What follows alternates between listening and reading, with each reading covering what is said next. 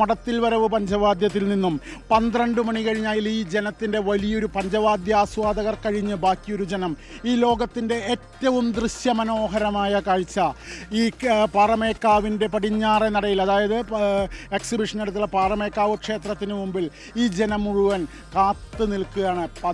പാറമേക്കാവ് ക്ഷേത്രത്തിലെ ആറാട്ട്, വിശേഷാൽ പൂജകൾ എന്നിവയ്ക്ക് ശേഷം പാറമേക്കാവ് ഭഗവതി, സർവാലങ്കാര വിഭൂഷിതയായ പാറമേക്കാവ് ഭഗവതി, ആ എല്ലാ ആനച്ചമയങ്ങളും അണിഞ്ഞ ഏഷ്യയിലെ തന്നെ ഏറ്റവും വലിയ ഭാരമുള്ള ആനയായ ഗുരുവായൂർ നന്ദൻ്റെ പുറത്തേറി സ്വർണ്ണത്തലേക്കെട്ടും സ്വർണ്ണക്കോലത്തിലും അതിമനോഹരമായി 14 പറ്റാനകളുടെ നടുവിലേക്ക് ആ കിഴക്കൂട്ടനിയന്മാരും സംഘവും 200-ൽ പരം വാദ്യസംഘവും നയിക്കുന്ന ആ മേള, ആ ചെമ്പടയുടെ വക വായിച്ചുകൊണ്ട് പാറമേക്കാവ് ക്ഷേത്രത്തിൻ്റെ മുമ്പിലെത്തുമ്പോൾ അതിൻ്റെ മുമ്പിൽ ആ 15 ആനകൾ നിറങ്ങുക. വകയ്ക്ക് ശേഷം വിളംബകാലത്തിൽ 16 അക്ഷരകാലത്തിലുള്ള ചെമ്പട ആസ്വാദകർക്ക് വേണ്ടി ഒരക്ഷരകാലം എന്ന് പറഞ്ഞാൽ ഒരക്ഷരം പറയുന്ന സമയമാണ് ഒരക്ഷരകാലം. അക്ഷരകാലത്തെ കുറിച്ച് പറയുന്നതിന് മുൻപ് എനിക്കൊരക്ഷരം പറയാനുണ്ട്. കണിമംഗലം ശാസ്താവ് വരുന്നുണ്ട്. ഒരക്ഷരമല്ല, 4 അക്ഷരം.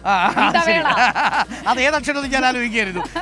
ആയിരിക്കാനാണ് മിക്കവാറും സാധ്യത. കുട്ടിക്കാലത്ത് പഠിക്കുമ്പോൾ മുതലേ സുജയ്ക്ക് ഏറ്റവും ഇഷ്ടപ്പെട്ട ഒരു അക്ഷരം എന്ന് പറയുന്നത് എന്ന് പറയുന്ന അക്ഷരമായിരുന്നു.